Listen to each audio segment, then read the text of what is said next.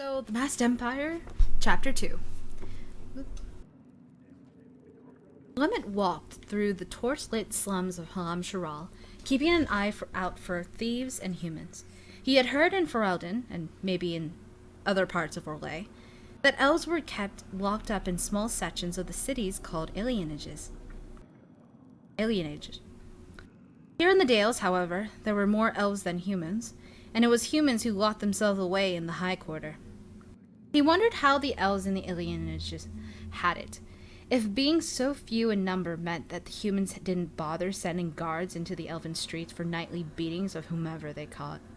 Perhaps the elves in the alienage had clean streets all throughout their part of the city, not just on the streets that led from the gates to the High Quarter. Honestly, Lemmet doubted it. "You were a bit of a fool tonight, my friend," said Thren, who was swaying as he walked. "You don't say."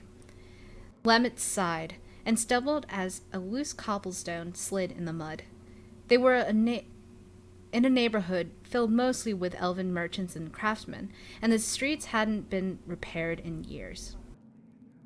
"You could be passing an enjoyable evening with Jeanette instead of walking home with me," Thren said, "but you had to get her angry." "Jeanette was talking too much," Lemmet snapped, and looked around again, going on about time centuries past, about the Dales. "It's tavern talk, Lemmet. No one was taking her seriously." Thren grabbed Lemmet's shoulder, and the two elves stared into an alley, where a trio of youths watched them, hands on their daggers. Thren and Lemmet struck to the far side of the street, and didn't look away until the alley was behind them. "Jeanette thinks too much about history," Lemmet said to break the silence when they were alone again. "It's going to get her in trouble." "How?" "That tavern was full of elves." At Lemmet's look, Thren rolled his eyes. "Fine. A few flat ears, but you know what I mean. You're going to blame Gaston and Thale because their mothers got friendly with some young noble and popped out a half-blood? It's not like they're going to get to live in the nice part of town just because they look human. Nobody in there is going to carry tales back to the nobles about the elves talking about back when they ruled the city." "I didn't think they were," Lemmet said, pausing as a young boy ran across the street ahead of them, a shadow in the greasy torchlight. The boy couldn't have been more than 8. This far past sundown, he had to be working with the thieves. He didn't look their way. "But talking about it just gets people angry. The young fools hear about the glory of the Dales and the damn Shems betraying us, and next thing you know, someone decides to do something stupid. Stupid like arguing when the nobles refuse to pay for the repairs to their coaches?" Thren asked, chuckling. Lemmet flushed.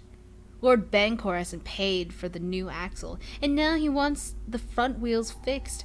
His man told me he'd pay for all of it once I finished." "Wouldn't it have been nice to have a lord back in the old days?" Thren asked. "Just imagine that. Having your man take the coach to some poor human in the slums, telling him you'd pay when you were good and ready." "No humans around back then," Lemmet said. "Just elves. Whole city." He paused. "Do you hear that?" Thren squinted. "Horses." The two moved to the nearest alley. No merchant would be foolish enough to drive a wagon through these streets at dark, and that meant a human in a coach. Every elf in Halam Sharal knew to stay out of sight when the humans rode into the slums. "You don't think someone in the tavern talked?" Thren whispered. The clatter of hooves and wheels on cobblestones grew louder. "I thought it was all elves in there." Lemmet glared at his friend, then looking back down the alley, squinting in the darkness. It was a dead end blocked by garbage and an outgrown wall where someone had to try to expand their shop. "Just stay quiet," Thren muttered, hunkering down behind a crate. Lemmet dropped prone, ignoring what he had hoped was just mud soaking through his tunic. Together, they waited in silence as the human's coach came down the street. It was dazzling as it came into view, freshly painted, white trimmed with gold, and tiny lamps at each side of the driver's seat drove back in the shadows. The driver was a big man with knife sheaths sewn into his leather vest, and armored guards clung to the sides of the coach. Lemmet couldn't see the noble inside. A red velvet curtain hid everything but a golden line of light from the coach's interior. The horses were identical, with perfect golden coats and white manes. Then the coach was past them, its loud clattering the only sound in the street, and Lemmet let out a silent sigh of relief. A rock sailed out of the darkness and clanged off the shoulder of one of the guards. Thren, who had started to get up, dropped back down as the guard swore and rapped sharply on the side of the coach. Lemmet squinted. The rock had come from the alley across the street. After a moment, he picked out the elven boy standing in the shadows with another rock raised. The boy's face was twisted in anger, and his other hand was clenched into a fist. Not working with the thieves by choice, then, Lemmet noted, even as he stood. When you have no family to look after you, the thieves might be the only thing between you and a slow death come winter. The horses shrieked as the coach came to a stop. Lemmet ran across the street, half-hunched, ignoring Thren's shot whisper behind him. He grabbed the boy's shoulder, spoiling his next throw, and the boy spun and tried to hit him. Lemmet caught his wrist. "They killed my mother," the boy said, pulling against Lemmet's grip. "Fight." Lemmet looked back at the coach and heard its joints creak as the guards jumped down to the street. The driver would want to have that oiled, some part of Lemmet's mind noted. They can't come down this street after what they did to her," the boy insisted. "They can't! Be quiet!" Lemmet shouted the boy back into the alley. The boy slipped in the mud and landed with a splash. His big eyes widened with fear, and Lemmet moved to come in after him. This alley wasn't a dead end, if they ran. A crushing force slammed Lemmet against the wall, and he fell hard. He rolled over as a boot caught him hard in the ribs and stared up into the angry face of one of the guards. Not the one who had been hit by the rock. "Did you find the little curs?" came a lazy voice from the coach.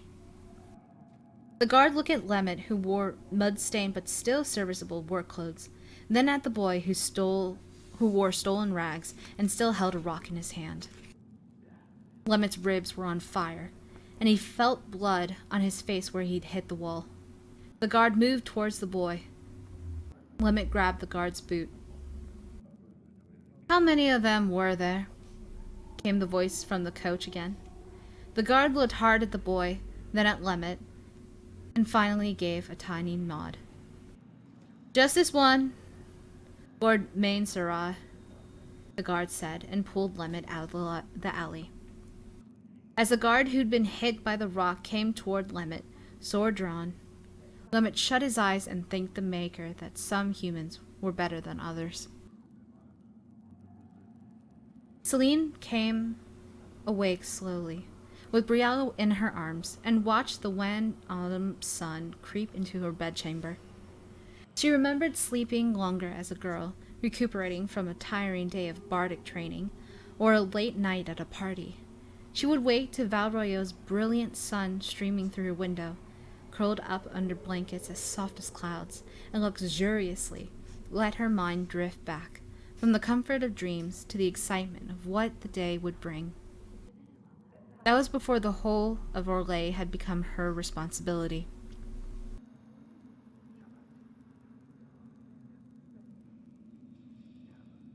Now, she read reports and studied documents by glow lamps until her head throbbed, and it was too late to drink more tea, then threw herself into bed and squeezed her eyes shut, willing her mind to stop darting from problem to problem like a small dog chasing rats in a wine cellar. She wore well before dawn. Her heart hammering from whatever worry had drawn her from her sleep, and fenced with her fears until she had found an idea worth getting up to write down. The only time her mind gave her respite was when Briella slept beside her. Her elven lover made soft, sleeping sounds, and Celine stroked her hair absently. The black curls lightened to gray with the pre-dawn light, then slid to the light brown of cinnamon as the sun brought color to the room. Dirt brown, Celine had called it, when Briella had waited upon her as a girl. Horse dung brown, an ugly shadow of Celine's spun gold locks, back when they had been both children. Before Celine had known the value of having a friend who could be trusted, who wasn't a competitor in the game. She watched Briella's throat, where her pulse fluttered. Her skin was darker than Celine's, though. She spent most of her days inside and showed no tan lines at the bare skin around her eyes. Briella tried to ignore it, but Celine knew that she was quietly ashamed of it. Not the ears that gave her away as elven beneath the mask. Not the lovely liquid eyes, but her sun-touched skin, dotted with a spray of pretty freckles. Celine trailed a finger down Briella's bare arm, smiling, as the elven woman came awake. "You might have told me you couldn't sleep," Briella said. "You earned a rest," Celine said with a smile and kissed her cheek. "How was the rest of the ball?" Briella asked, stretching as she rose. She slid out of bed and went to a small closet where Celine's enchanted teapot had been filled last night. Celine smiled. "I believe you caught the most exciting parts." She fumbled for her robe, then caught it as Briella slid it over with her free hand, even while mixing tea. Ban Tegan sent a letter with his sincere gratitude, and he says that he is now returning to Ferelden before he can stumble into any more trouble. Marquis de Montsemart wishes for funds to hire mercenaries to assist the Templars in tracking apostates who flee the Circle. A problem that has only grown worse since the disaster at Kirkwall.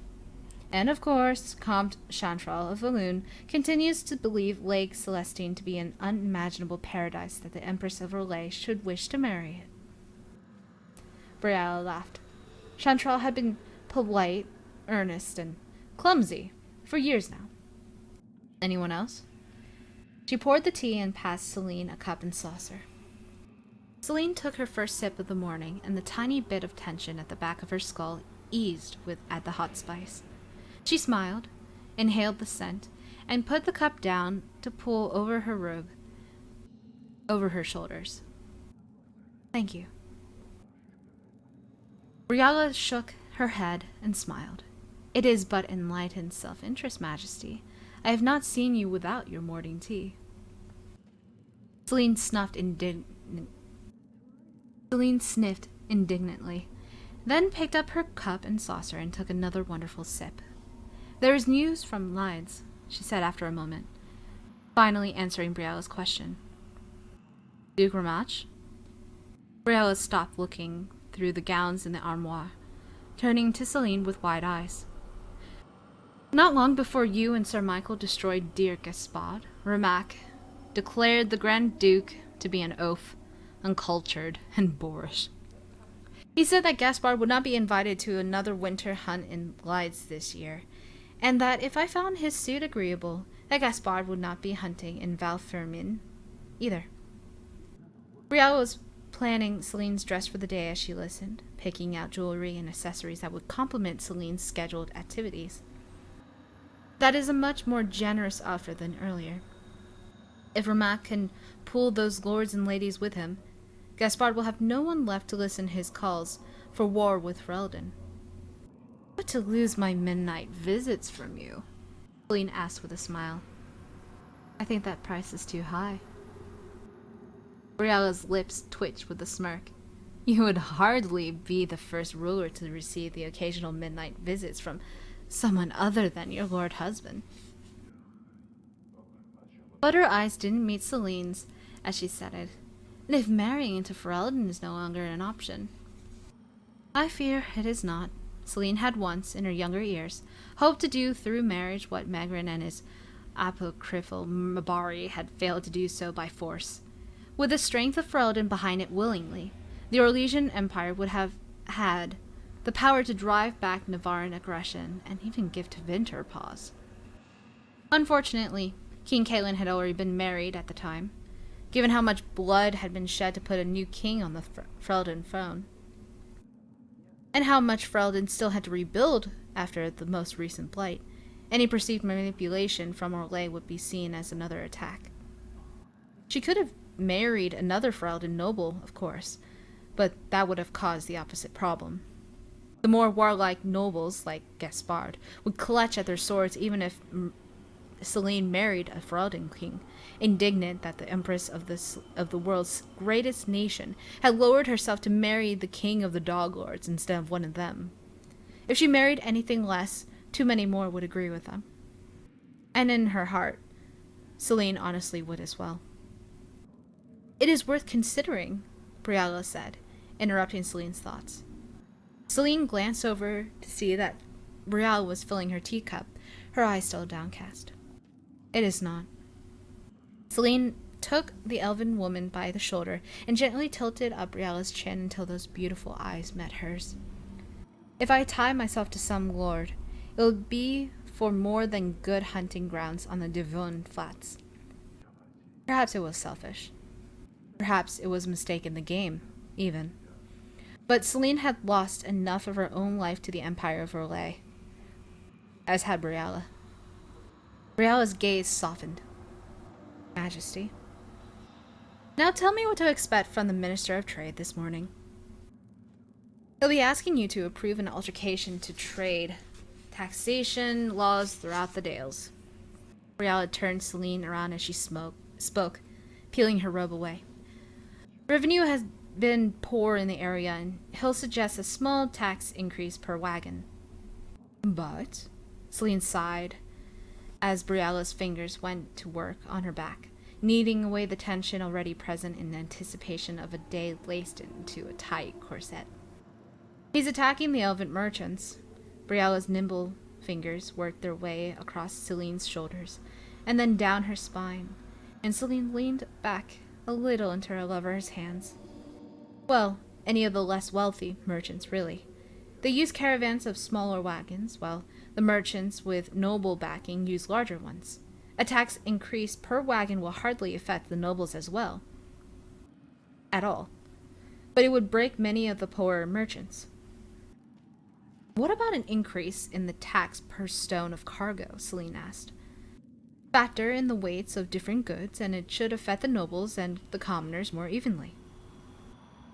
I would have to check the numbers, but that might also bring in more coin for the throne, Briella said, still working on Celine's back. Thank you. Celine looked at the window. The sun had crested the horizon, and the room was bright with daylight. Reluctantly, she pulled her robe back up and stepped away from Briella's calming fingers. I would like you to find out how Gaspard fares today. If the captain of the guards has no further information, we may have to hook the bard.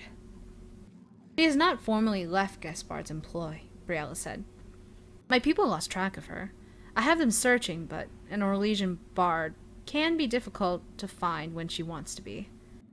Celine smiled. Always. The sapphire hairpin, do you think? Or the Antivan diamond lace? Briella frowned and held both up for a moment, looking at Celine critically. The sapphire suits you better, but to meet the merchants. Antivan diamonds are a reminder of our trade. Celine had been thinking the same thing. Then we sacrificed my fashion upon the altar of appropriate symbolism. Briella stepped in, smiling, and kissed her gently. You are a martyr, your radiance. Then she plucked her mask from the dresser, moved to the mirror that hid the passageway to her room, and was gone. Celine lifted her teacup to her lips and inhaled deeply. When she had finished her second cup, She would ring for her servants, and Briella and the others would come by to dress her, style her hair, and apply the day's makeup. None but Briella would ever know about that first cup of tea, or a few stolen moments with the woman who let her sleep at night. Gaspard acknowledged Comte Chantral of Valognes' bow, and waved the man to a seat. The Marquis de Montsemart was already there, sipping his brandy. They were in the smoking room in the home Gaspard kept in Val Royeaux. The burgundy walls and rich ironwood tables were decorated with trophies won from the hunt or from battle. In one corner, a snarling werewolf's head was mounted next to a massive darkspawn greatsword, and on the table before them, a rose carved from a single massive chunk of amber sat in a decorative crystal vase, marking a tournament Gaspard had won in his younger days. Gaspard waved to a servant who had shown Chantral in, and the servant scurried away, closing the door behind him. "Fancy a glass?" Gaspard said, and Chantral winced, making the absurd string of pearls on his mask rattle sympathetically. "I fear that if I spend too long in my cups, I will end up spending little time in my saddle."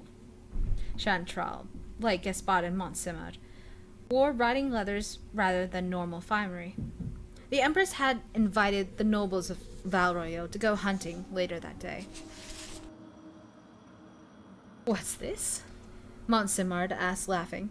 He was a big man, quite a soldier in his youth, though he'd gone to fat after a bad break in the grand melee had it left his sword arm permanently weakened and forced him to hang up his blade. Nevertheless, a tall yellow feather rode at the top of his glowing lyrium mask, marking him as a chevalier. "Cannot hold your brandy, Chantral. What is there to do in Valognes besides drink?" Chantral stiffened, and Gaspard raised a hand. "Peace, man. Montsemart, don't be an ass." Montsemart chuckled, raised a glass, and drank deeply. "So, Chantral, what do you think of last night's performance?" Chantral lowered himself into a great overstuffed chair, his idiotic pearls rattling again. "I found it troubling, my lord." He nodded at Gaspard. "I see you recovered your feather." "Oh, we have dozens of the things," Montsemart said, chuckling. "They're always getting torn or dirty, and that's just from balls. During tournament season, you're damned lucky not to need one after every bout." "But," Gaspard said, gesturing at the new feather on his own mask, "the heart of the matter remains. Rather than answer a demand for satisfaction with an honorable duel, Celine chose to curtsy to Ferelden." "Using the mark of the chevaliers as a toy," Montsemart said, and there was no mirth on his face now. "She may as well play toss the hoop with the imperial crown." "I am no chevalier, as you well know," Chantral said, which Gaspard frankly took as something of an understatement. The stiff and slender Comte of Valognes had likely never even shed blood in battle. Still, his heart was in the right place, and he added, "But I too love Orlais. My father died fighting Ferelden. I would not see his sacrifice turned into a moment's amusement for the Empress." "You are not alone." Gaspard gave Chantral the smile he used in tournaments, the ones that made opponents whether they knew that he didn't. There are many like us, men who are willing to save Orlais from the woman who would give it to our enemies with a kiss and a wave." Chantral froze. "You speak of treason, my lord." "I speak of the good of our empire, Chantral." Gaspard stifled us with a sigh.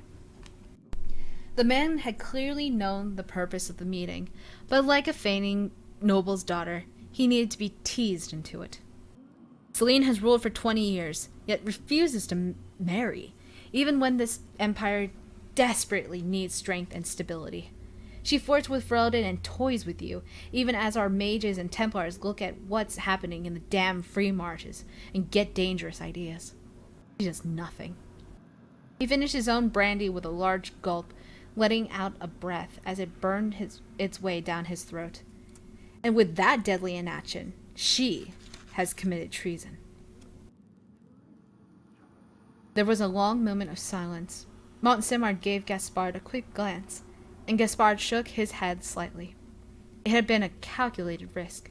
Even if Chantal refused to join them, he would likely as not be made to stay silent with some gentle pleasure. And as a chevalier, Gaspard would never be so thuggish as to kill the man in the middle of the smoking room. "I think," Chantal said, "that I will have that drink after all." "Good man."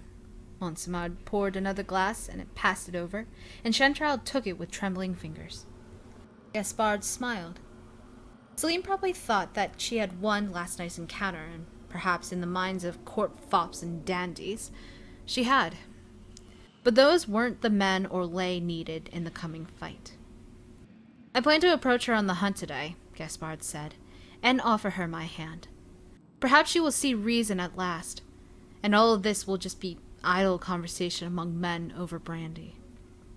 "It will be difficult to make your case in front of assembled peers," Montemar said, pouring himself another glass from the decanter. "Much less her damned champion." "I can find some way to speak with her privately," Gaspard said, chuckling. "And as for the champion, I believe he may be indisposed this afternoon."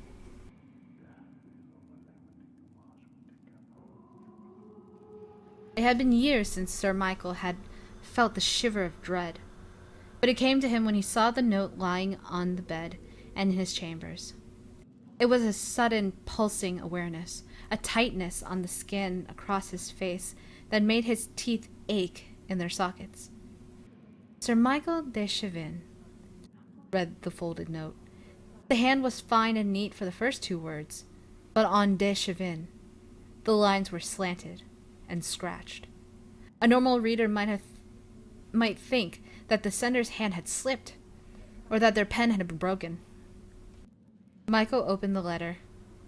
It held a time and place, nothing more, and no signature. As Celine's champion, Michael knew her daily schedule by heart. This morning she was to meet with the trade ministers, a normal function he would not be expected to attend. In the afternoon, however, she would be hunting with the nobles still in Val Royeaux after last night's ball. He would need to be at her side for that, both for the sake of appearances and for the practical knowledge that many titles change hands during hunting accidents. If he kept the meeting short, one way or another, Michael believed he could get back in time. The Empress's champion was a figure who walked the periphery of the court. Though the name de Chevin showed that he came from noble blood, he was expected to eschew all personal ambitions, to have no loyalty save to the Empress and the honor of the chevaliers. Though he was sworn to defend Celine from assassins and fight on her behalf in any challenge, he was as much confidant as guard, privy to 1,000 secrets and expected to be her eyes and ears while she was not present. In any fight, in any public setting, he was the living embodiment of the Empress herself, in just the way that Grand Duke Gaspard, standing in Tavern or Ferelden, would be the living embodiment of the might of Orlais. Not, Michael admitted as he dressed himself, that Gaspard would appreciate the comparison at the moment. He dressed in riding clothes. The jacket was reinforced with patches of steel along the sleeve, as were the breeches on the outside of the legs. While it didn't offer the protection of his full armor, it let him move and gave him a few options in a fight. Today, his armor wasn't an option. Today, he was the living embodiment of nothing and nobody. He wore his mask until he was outside the palace, having left undetected through a servant's door, and then slipped it into a pocket inside his jacket. Walking through Val Royeaux without his mask, he was just another man. He could have been the son of a merchant or a soldier on leave. Though he did not hurry, agitation kept his pace naturally quick. Soon he was leaving the wealthy district near the palace. Off to his left, he saw a line of green beneath a tower. A few minutes later, it was a park, situated on a low hill that left it visible for most of the city. At the top of the hill, the tower was revealed to be the center of a small fortress, the Académie des Chevaliers. The academy was accessible by a narrow path that led through the park. By ancient tradition, only chevaliers were allowed to walk on the lawn, along with students who were using the park for exercises. Michael saw such a group now. A dozen young men and 1 or 2 women, in bulky training armor, climbing up the trees.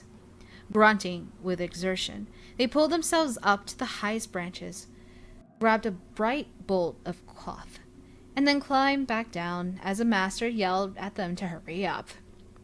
As soon as their feet touched the ground, a weighted training sword and shield were shoved into their arms, and the instructors would attack with paddled staffs. Michael remembered his lungs burning, his exhausted arms flapping like branches in the wind as he tried to keep his shield up. When the drill was complete, the instructors grabbed the bolt of cloth and flung them back into the trees, and it all started again. Michael stifled a grin as one student slipped and tumbled to the ground. By the look on the instructor's face, the boy would be doing extra drills tomorrow. The years he had spent in the academy had been the best in his life. He had entered with nothing except a letter of introduction from Comte Guy du Montfort, confirming his blood and a purse full of gold to pay his tuition. He had exercised from dawn until dusk, learning how to stand, learning how to breathe, how to make his body move when the muscles would no longer listen. He had learned the forms for a great sword, the sword and shield, a long blade matched with a short. He had learned how to make a trained warhorse move as though its legs were his own, and how to fight from an untrained horse without getting himself killed. He had fought in plate, in chain, and in leather, learning how to instinctively use each type of armor to his advantage. And he had learned the proud history of the chevaliers.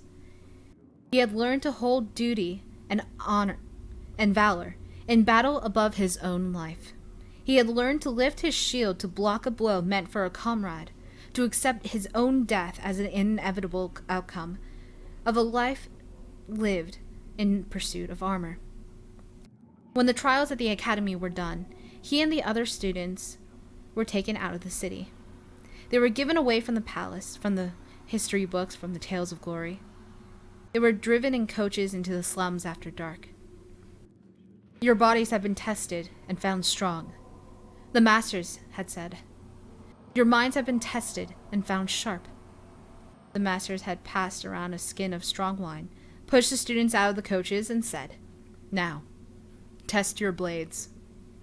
Thrice this year, the elves of these streets have done injury to a lord of Orlais, and once to a lady. Go forth and mete out the justice of the chevalier of Orlais. Michael had known that the tale the masters had told was most likely a lie, and that, even if it were true, they had no way of knowing which elves had committed the crime. He had also known that the truth was not the point of this last test. He had drunk the wine and tested his blade. Ser Michel de Chevin had never looked back. He turned away from the Académie des Chevaliers and walked into the slums. A short time later, he walked into the tavern indicated on the note. It was a seedy hole, and this early in the day, the men inside were drunks and thieves with nowhere else to go. Melchinder, the dark-haired bard from the banquet last night, sat alone at a flimsy old table. She wore leathers today instead of a dress, and knives rode at her hip instead of a lute. She smiled as he came inside. "Ser Michel," she said, her smoked honey voice full of amusement. "You honor this humble tavern with your patronage." He sat. "Why am I here?" Perhaps I wanted to remember your childhood," she said with a sweet smile. Michael's fingers gripped the table until the old wood creaked. "Ah, no sense of humor among the chevaliers. I've had to learn and relearn that lesson each time I have dealt with them. The perils of making a living by your wits, you understand. And now that I think upon it, she added, I wonder if they would laugh when they discovered that there is some doubt about the blood of the young noblemen that they trained.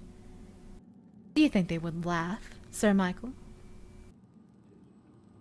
Do you think you are the first to seek to embarrass me for being a distant cousin to the Chevins, for coming from a dead line?